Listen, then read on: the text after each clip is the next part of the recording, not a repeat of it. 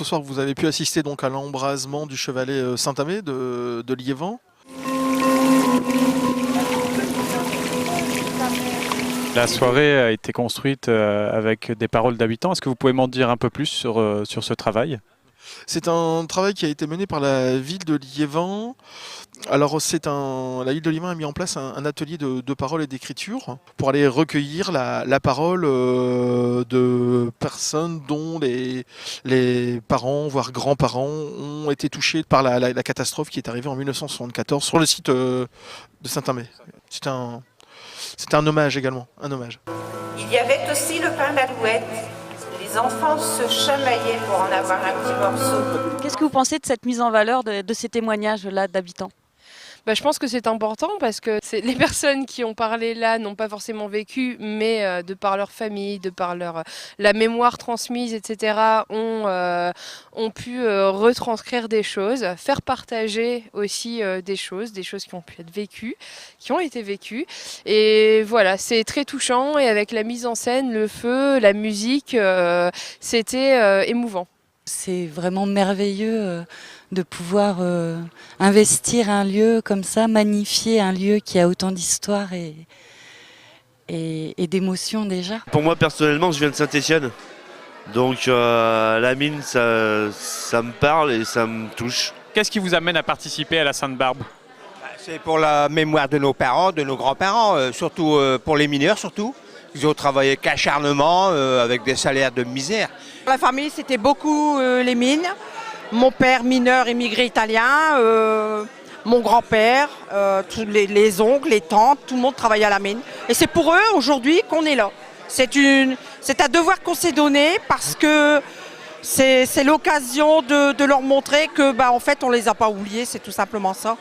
C'est avec tout notre cœur qu'on fait ça. Mon père adorait faire la fête, réunir sa famille, ses amis, chanter, danser. Il aimait la période de Noël. Il était heureux de nous régaler, de nous faire plaisir. Sa vie de mineur lui permettait au moins cela. Aujourd'hui, c'est aussi l'inauguration du Louvre-Lens. C'est une grande journée.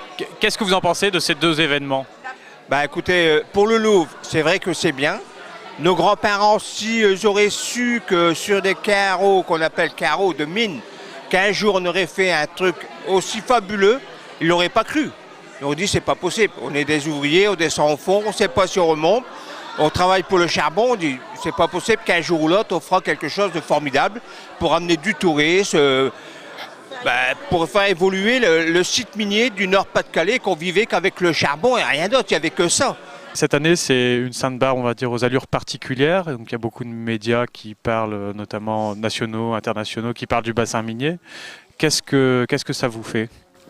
Pour nous, c'est pour le bassin minier, c'est bon parce que comme là, ils ont ouvert le Louvre, là, nous, c'est impeccable, quoi.